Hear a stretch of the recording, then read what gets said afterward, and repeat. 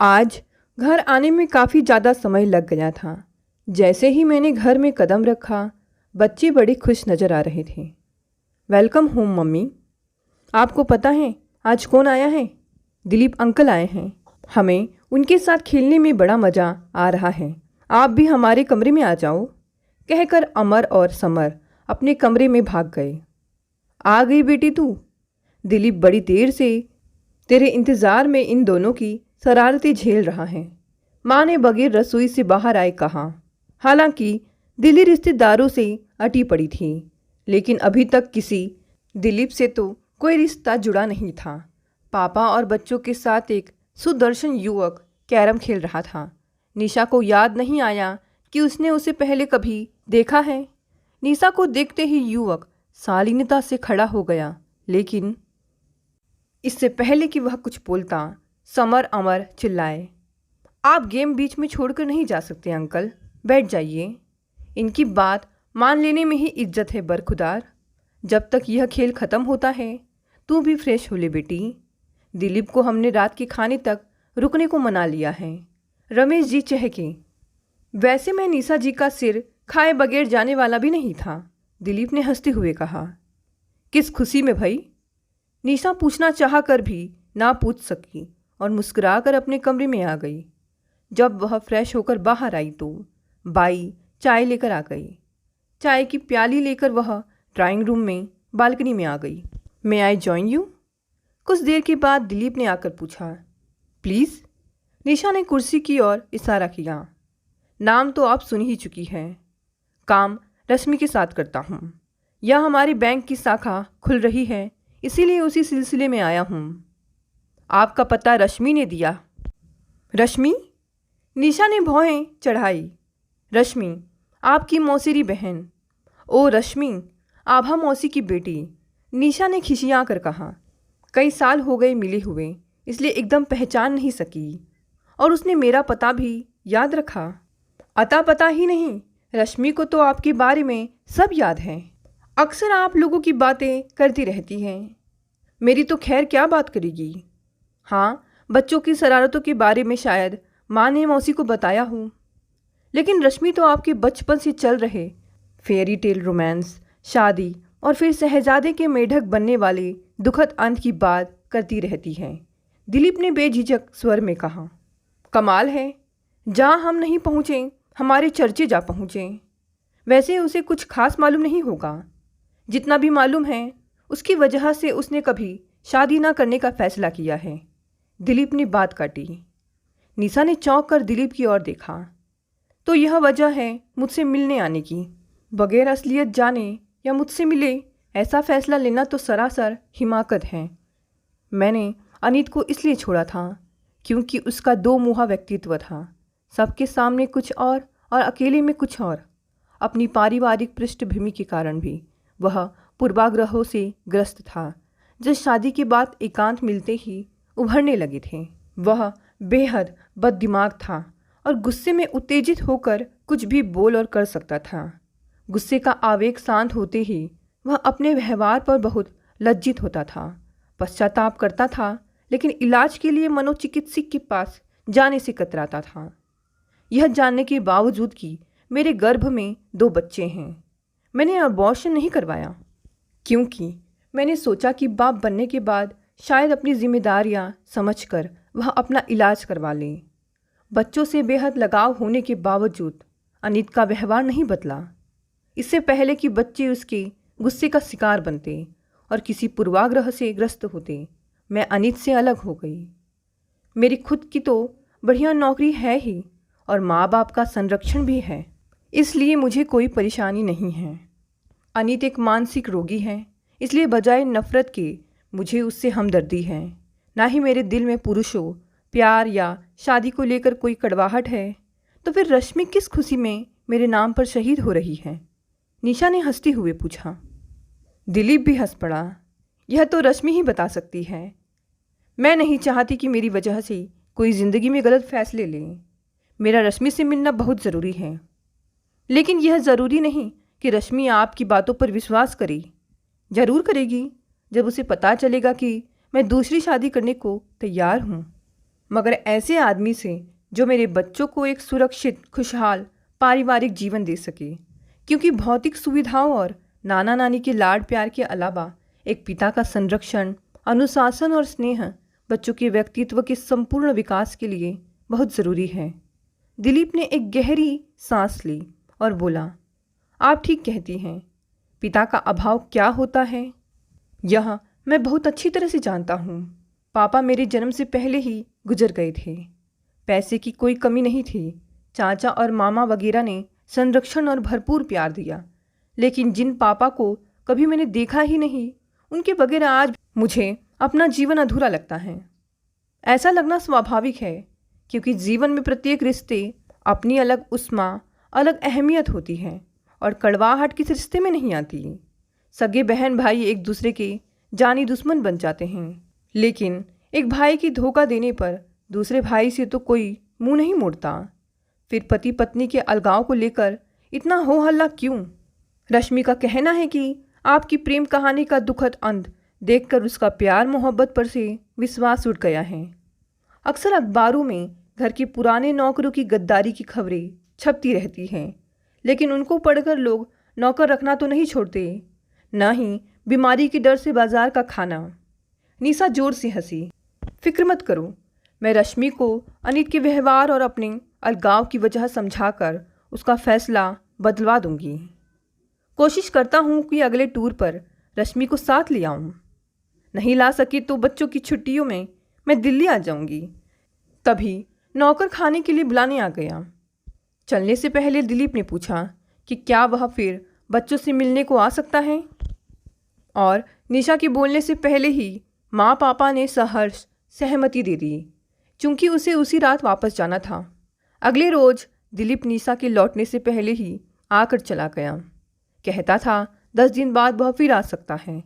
माँ ने बताया। निशा कहते कहते रुक गई कि हो सकता है तब उसके साथ रश्मि का टूर नहीं बनता तो वह स्वयं उससे मिलने जाएगी। वह जानती थी कि रश्मि के फैसले के पीछे उसकी व्यथा कथा ही नहीं, रश्मि की अपनी विदेशी बैंक की नौकरी का दर्द भी था।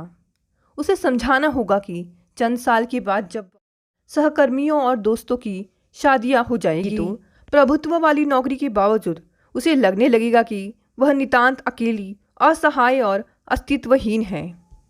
एक शाम घर लौटने पर निशा ने देखा दिलीप बच्चों के साथ क्रिकेट खेल रहा था।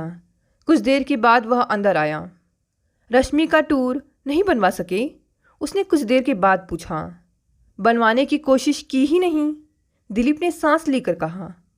मुझे आपका यह तर्क समझ में आया कि बगैर आपके अलगाव की वजह जाने इतना अहम फैसला कैसे ले लिया और उसके घर वालों ने उसे कैसे लेने दे दिया। सही कह रहे हैं आप, निशा ने बात काटी। माँ तो मौसी को हर एक छोटी बात बताती है। ऐसा हो ही नहीं सकता कि अनित की असलियत के बारे में उन्हें ना बताया हो या मेरे लिए फिर से उपयुक्त वर तलाशने के लिए ना कहा हो। इससे तो यही जाहिर होता है कि रश्मि शादी ही नहीं करना चाहती। आपका अलगाव महज बहाना है। दिलीप हंसा। प्रभुत्व वाली नौकरी मिलते ही कुछ लड़कियां और माँ बाप घमंड में गलत सोचने लगते हैं। मैं मौसी और रश्मि से बात करूंगी, निशा ने आश्वासन के स्वर में कहा। आपकी मर्जी है। रश्मि की बचकानी मनोस्थिति जानने के बाद मेरी अब उसमें कोई दिलचस्पी नहीं रही है। वैसे भी वह कभी दिल्ली छोड़ना नहीं चाहती और मुझे तो जहाँ तरक्की मिलेगी वहाँ जाऊँगा। दिलीप मुस्कुराया। बिल्कुल सही अप्रोच, यानी ज़िंदगी के प्रति सही रवैया है, निशा बोली। कितने दिन का टूर है आपका? अरे मैंने आपको बताया ही नहीं कि मेरी यहाँ नई ब्रांच में पोस्टिंग हो गई है। जाहिर है तरक्की पर हुई होगी, सो कुछ पार्टी वार्टी होनी चाहिए ना। ज़रूर, अभी चलिए किसी बढ़िया जगह पर डिनर लेते हैं। दिलीप फड़क कर बोला। बाहर क्यों, घर पर ही बढ़िया खाना बनवा लेते हैं। आज तो बाहर ही खाएंगे, घर पर तो आप रोज़ ही खाती हैं और जब यहाँ आ गया हूँ तो मैं भी अक्सर ही खाया करूँगा, बशर्ते आपको मेरे आने पर ऐतराज़ ना हो। अरे नहीं, ऐतराज़ कैसा, और हो भी तो माँ पापा के सामने उसकी कोई अहमियत नहीं होगी। यह बताइए कहाँ चलना है ताकि उसके मुताबिक तैयार हुआ जाए। वह तो आपको ही बताना पड़ेगा। ऐसी कोई जगह जहाँ बच्चे मौज मस्ती कर सके। हमारी मौज मस्ती तो जू आइलैंड में ही होती है, समर बोला। मगर वह तो अभी बंद होंगे। अभी शॉपर स्टॉप खुला होगा, वहीं चलते हैं, अमर ने कहा। वहाँ तो कपड़े मिलते हैं भाई, और हम खाना खाने जा रहे हैं, दिलीप हंसा। नहीं अंकल, आप चलिए तो सही, फिर देखिएगा कि वहाँ क्या क्या मिलता है। अमर समर दोनों बोले। वहाँ मिलता तो बहुत कुछ है, लेकिन सब इनके मतलब का। निशा हंसी। पिज़्ज़ा, बर्गर, आइसक्रीम या चाट। अरे वाह, चाट खाए जाएं, बहुत दिन हो गए। वही खाएंगे, आपको पसंद है ना? है तो, मगर बात तो कहीं बढ़िया खाने की हो रही थी। किसी और दिन, आज तो बच्चों की पसंद की जगह चलेंगे, दिलीप ने दृढ़ता से कहा। बाहर जाने और खाने के मौके तो अक्सर ही आते रहते थे, लेकिन निशा को बढ़िया खाना खिलाने का मौका नहीं आया, क्योंकि दिलीप बच्चों के बगैर कहीं जाता नहीं था और बच्चे फास्ट फूड वाली जगह जाने की ही जिद करते थे। धीरे धीरे दिलीप परिवार के सदस्य जैसा ही होता जा रहा था। रमेश जी रिटायरमेंट के बाद क्या करेंगे, पैसे को कहाँ निवेश करना होगा वगैरह अहम मुद्दों पर उससे ही सलाह ली जाती थी। एसी की सर्विसिंग या वॉशिंग मशीन की मरम्मत वह सामने बैठकर करवाता था। हम तुम्हें छुट्टी के रोज भी चैन से नहीं बैठने देते, किसी न किसी काम के लिए बुला ही लेते हैं, एक रोज़ माँ ने कहा। अच्छा है, नहीं तो मुझे ही बिन बुलाए आना पड़ता, दिलीप हंसा। घर में अकेले बैठने की बजाय यहाँ आकर बच्चों के साथ मन बहला लेता हूँ। उनकी छुट्टी भी हंसी खुशी से कट जाती है और मेरी भी। जानती हैं माँ, बचपन में छुट्टी का दिन मेरे लिए बहुत बुरा होता था, क्योंकि सभी दोस्त छुट्टी के रोज़ अपने पापा के साथ खेलते थे। किसी के पास मेरे लिए फुर्सत नहीं होती थी। यही सोचकर छुट्टी का दिन यह भी बच्चों के साथ गुजारते हैं, मगर जितने खुश वे तुम्हारे साथ होते हैं, हमारे नहीं।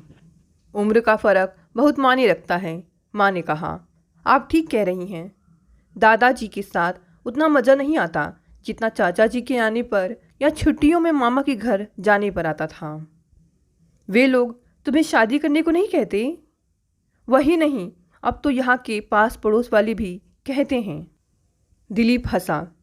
बस आप ही नहीं कहती, अगर कहूँ तो मानोगे? यह तो आपको कहने के बाद ही पता चलेगा, दिलीप फिर हंसा। इससे पहले कि माँ कुछ कहती, समर अमर पतंग लेकर आ गए और दिलीप उनके साथ व्यस्त हो गया। दिलीप के जाने के बाद माँ ने यह बात निशा को बताई। कहने में क्या जाता है, कह देना था, निशा हंसी। कैसे कुछ नहीं जाता? माँ ने तुनक कर पूछा। मेरी कोई इज्जत नहीं है क्या? आपका ख्याल है कि वह मना कर देता? उसने नहीं, तूने मना करना था, क्योंकि उसने तो तेरा हाथ मांगना था और मुझे कहना पड़ता कि मैं अपनी बेटी की तरफ से कोई फैसला नहीं कर सकती। तुम कुछ ज़्यादा ही अटकलें लगाने लग गई हो माँ। आपने यह कैसे सोच लिया कि दिलीप को मुझ में दिलचस्पी है? मेरे से ज़्यादा वह बच्चों और आप लोगों के साथ समय गुजारता है, तुझे खुश करने के लिए। वैसे तो इस बात से इनकार नहीं कर सकती कि उसे बच्चों से बहुत लगाव है। वह तो है माँ, लेकिन अगर यह लगाव महज मेरी खुशी के लिए है तो मेरे खुश होने के बाद, यानी हमारी शादी के बाद, बच्चे बहुत दुखी हो जाएंगे और वह मैं कभी बर्दाश्त नहीं कर सकूंगी कि शादी के बाद दिलीप उनके बजाय मेरे साथ ज़्यादा समय बिताए, यानी इस रिश्ते से उनसे दिलीप अंकल ही नहीं, उनकी माँ भी छिन जाए, निशा बोली। और मुझे तो शादी अपनी नहीं, बच्चों की खुशी के लिए करनी है। बच्चों को तो दिलीप से ज़्यादा शायद ही कोई और खुश रख सके, निशा। और फिर दिलीप कोई अल्हड़ छोकरा नहीं, परिपक्व पुरुष है। वह ऐसी गैर जिम्मेदाराना हरकतें नहीं करेगा जिससे बच्चों को या तुम्हें कभी तकलीफ हो। लेकिन हमें यह भी नहीं भूलना चाहिए माँ कि दिलीप की यह पहली शादी होगी। उससे संयम की अपेक्षा करना उसके साथ जाती होगी, और यह उम्मीद रखना कि दिलीप के साथ न्याय करने में मैं बच्चों के साथ अन्याय करूँगी, मेरे साथ जाती होगी, निशा ने समझाने की स्वर में कहा। मेरे लिए तो आप बगैर बाल बच्चे वाला दुहाजू ही देखिए।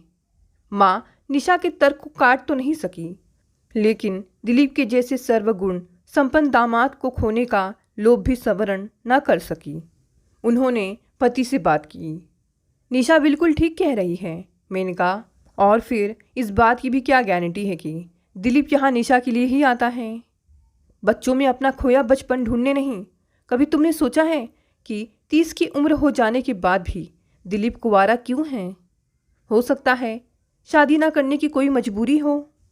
मैंने कहा कुछ सोचने लगी। मजबूरी होती तो वह मुझसे कहता नहीं कि मैं उससे शादी करने को कह कर तो देखूं।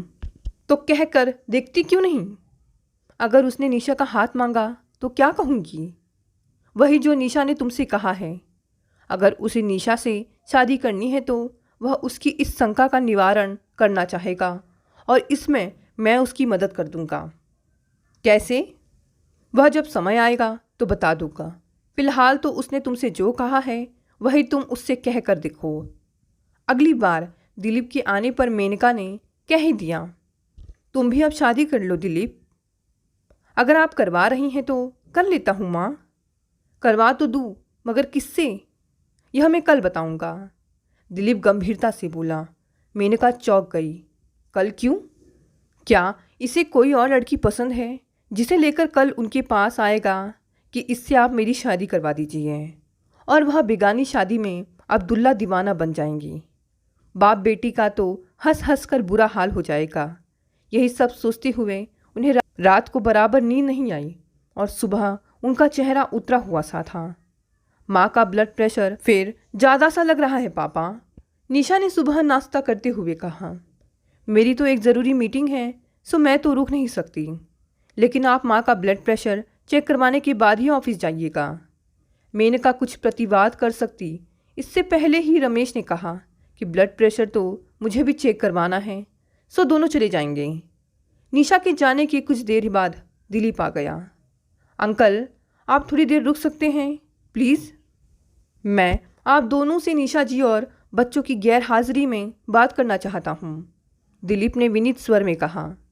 जरूर बरखुरदार, कहो क्या कहना चाहते हो? जो कहना चाहता हूँ वह तो बहुत संक्षिप्त सी बात है, पर उससे पहले की भूमिका ज़रा लंबी है। कोई बात नहीं, निसंकोच होकर इत्मीनान से बताओ, रमेश ने बढ़ावा दिया। पहले चाय हो जाए? नहीं अंकल, बाद में। असल में मैं कई वर्षों से रश्मि से प्यार करता था, लेकिन वह शादी करना टाल रही थी। इसलिए मैं निशा जी से मिलने आया था कि वह रश्मि को समझाएं। लेकिन निशा ने साफ मना कर दिया होगा। मेनका ने बात काटी। तुम्हें मुझसे कहना चाहिए था, इससे पहले कि निशा रश्मि से मिलती। रश्मि ने मुझे बताया कि वह प्रमोशन छोड़ देगी, लेकिन दिल्ली छोड़कर और कहीं नहीं जाएगी। चूँकि मुझे प्रमोशन और यहाँ की नियुक्ति मिल चुकी थी, इसलिए साफ जाहिर था कि वह मुझसे शादी करना नहीं चाहती। खैर, मैं यहाँ आ गया। समर अमर तो मुझे पहले रोज़ ही अच्छे लगने लगे थे। उसके बाद आप सभी ने मुझे परिवार का सा स्नेह और सम्मान दिया कि अब मैं इसी परिवार का अंग बनना चाहता हूँ। निशा जी के मुकाबले में मेरी नौकरी कुछ खास नहीं है, लेकिन फिर भी मैं उनसे शादी करना चाहता हूँ। यह कहने की गुस्ताखी कर रहा हूँ। दोनों पति पत्नी ने एक दूसरे की ओर देखा। अंतर्राष्ट्रीय बैंक में अफसर हो, भविष्य में और तरक्की करोगे, और फिर मेरी बेटी इन छोटी मोटी बातों को बिल्कुल तरजीह नहीं देती। मगर उसे तुमसे शादी करने में ऐतराज़ है। रमेश ने उसे निशा की कही बातें बता दी। निशा जी का ऐसा सोचना सही है, और जैसा माँ ने कहा है कि मैं परिपक्व पुरुष हूँ। बच्चों से मुझे बहुत लगाव भी है, इसलिए मैं उनकी उपेक्षा करना या उनकी कोमल भावनाओं को आहत करने की सोच भी नहीं सकता। उसी तरह निशा या हम लोगों को भी तुम्हारी भावनाओं की कद्र करनी चाहिए बरखुरदार, रमेश ने बात काटी। बच्चों ने तुम्हें बताया ही होगा कि गर्मियों की छुट्टियों में वह मामा के पास लंदन जा रहे हैं। जी हाँ। दिलीप को इस प्रश्न का औचित्य समझ में नहीं आया। दोनों मामा मामी के पास जाने को इतने उतावले हैं कि अगर निशा साथ नहीं गई तो भी वह खुशी खुशी हमारे साथ चले जाएंगे। इस बीच तुम और निशा शादी कर लेना। अनुभव की बात बता रहा हूँ कि शादी के पहले 1-2 महीने तक नितांत एकांत की चाहत रहती है, फिर सब सामान्य हो जाता है, और वह एकांत हम तुम्हें दे रहे हैं। मैं आपके सुझाव या अनुभव को गलत नहीं बता रही। मेनका बोली। लेकिन निशा कभी भी हमारी गैर हाजिरी में शादी करना नहीं मानेगी। मैं भी नहीं मानूंगा माँ, लेकिन शादी हम आपके लंदन प्रवास के दौरान ही करेंगे, यानी लंदन में। वहाँ मेरे चाचा और कई दूसरे रिश्तेदार भी हैं। वहाँ के माहौल में बच्चों को मेरा उनकी माँ के करीब आना बुरा नहीं लगेगा, और नई जगह और मामा के बच्चों के साथ घूमने में वह हमसे हर दम चिपके भी नहीं रहेंगे, कहकर दिलीप मुस्कुराया। शाम को निशा के आते ही रमेश जी ने सारी बात उसे बता दी। पहले तो निशा सकुचाई, लेकिन 2 दिन सोचने के बाद उसने दिलीप से शादी करने के लिए हामी भर दी। दोस्तों, ये कहानी यहीं समाप्त हो गई। कहानी पसंद आई तो इसे लाइक, शेयर और कमेंट करें, और साथ ही साथ अगर आप नए हैं तो इस चैनल को भी सब्सक्राइब कर लें। धन्यवाद दोस्तों, मिलते हैं अगली नई कहानी से।